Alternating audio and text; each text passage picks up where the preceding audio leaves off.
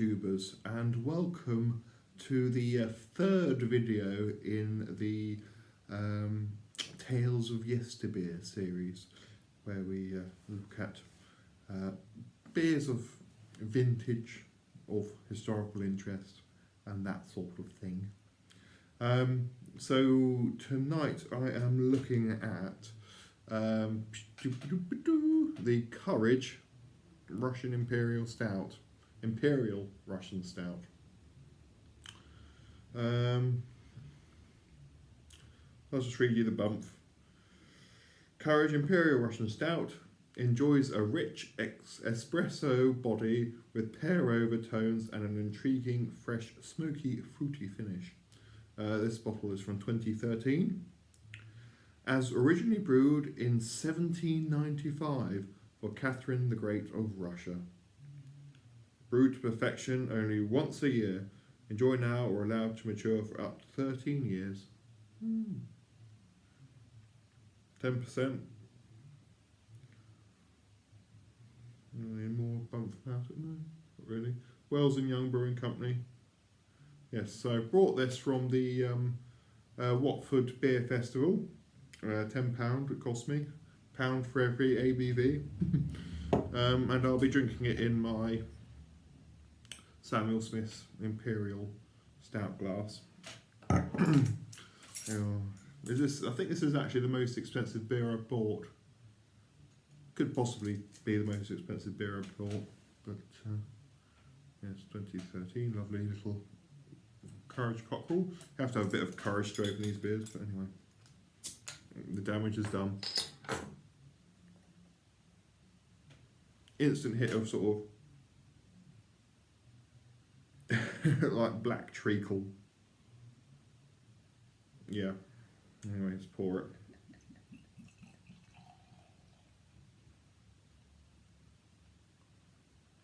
It's cost me a lot of money. Oh, there's a lot of sediment in there now as well. Oh well. Right. So, jet black. Beige head. Very fine bubbles.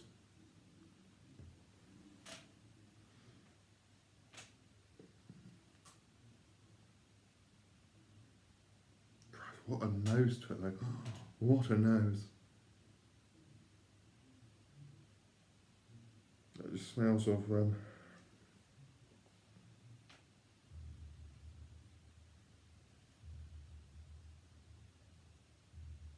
is it? Yeah. Perhaps it does smell a bit like pear.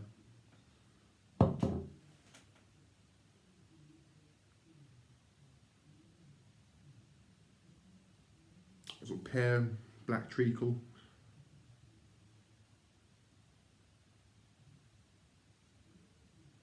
Yes, it has got, say, a very molassy sort of black treacle smell with sweet, fruity hints as well. Oh well, let's drink it.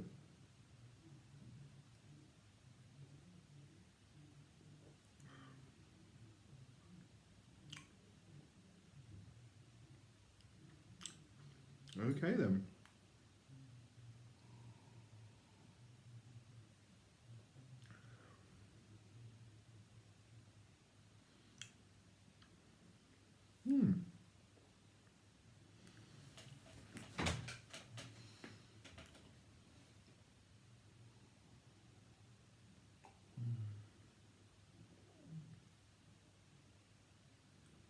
Right, so that's very interesting. It's like someone's poured black treacle over a pear tart whilst sipping a cup of coffee. Sort of, something like that. It's very complex. Smells a bit like soy sauce, that's what it smells like.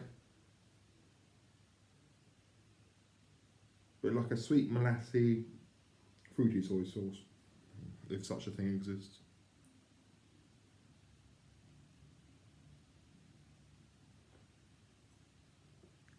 Very thick mouthfeel.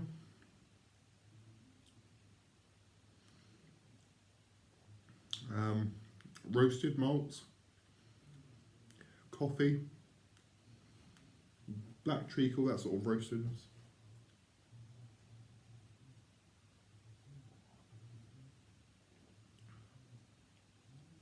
Then at the back there's this sort of light fruity taste, which perhaps because it's said pear on the bottle, that's what it's made me think of.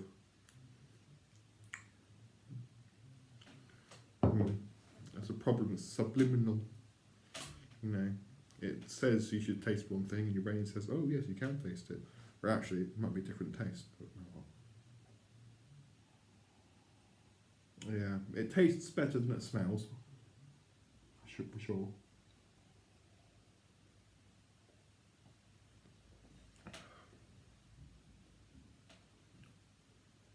This is served.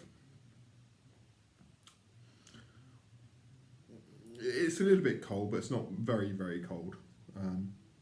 It is sort of winter room temperature, which in our house is quite cold because I live in an old Victorian house with sash windows and drafts everywhere. So,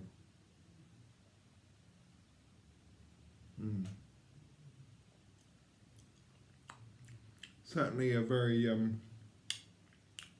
complex sort of beer. Anyway, I'll drink a bit more and I'll get back to you for my final thoughts. So I've had some time to digest this beer and give it some thought. I did read online, someone mentioned it has a chocolate brownie sort of taste to it. And yeah, that's something I can agree with. There is sort of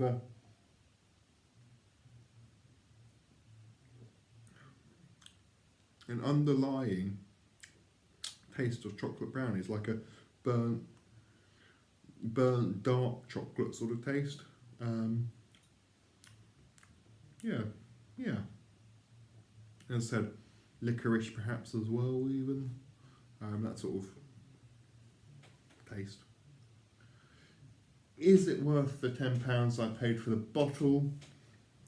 Oh, that is a question and a half. I would say yes, because it's an experience, and you know, it's a memorable beer, which I will remember. There is a fairly hefty bitterness there as well. It's a very odd sort of bitterness though. It's not like when you have an IPA you can taste it's really bitter. It's a sort of a soft bitterness, which Imperial stouts of sort of this period seem to have. I brewed an 1848 Imperial Stout, which was just shy of 200 IBUs. And despite that ridiculously high IBU number, it's actually very palatable, even out of the fermenter. It's sort of a roasted bitterness, not a hoppy bitterness, and there's a big difference. I mean, the stout I made did have a hell of a lot of hops in it, something like 280 grams of hops for a 16 litre batch, I think it was, so, you know, a lot. But it's a roasted bitterness which comes through, not a hoppy bitterness. Perhaps it's something to do with these Kent Goldings, I don't know, but this is what this has. It's sort of a very roasted bitterness, not hoppy.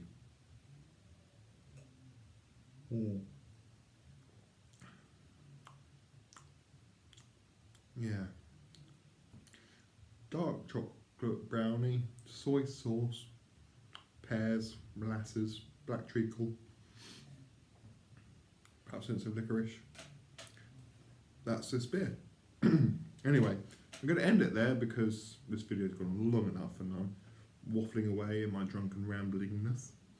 The next beer I think I might be reviewing is Winter Royal, which was a Weatherard's beer, but has been rebrewed by Rebellion Brewery. I'm off to the brewery tomorrow to go and collect some. So they've reintroduced this recipe after obviously the Weatherard's brewery closed. So Rebellion have recreated this beer, and it's very good. I had it last year, so I'll be reviewing it for my next historic beer. Anyway, more of that and on. Thank you very much for watching, and I shall see you all again very soon, I'm sure. Au revoir.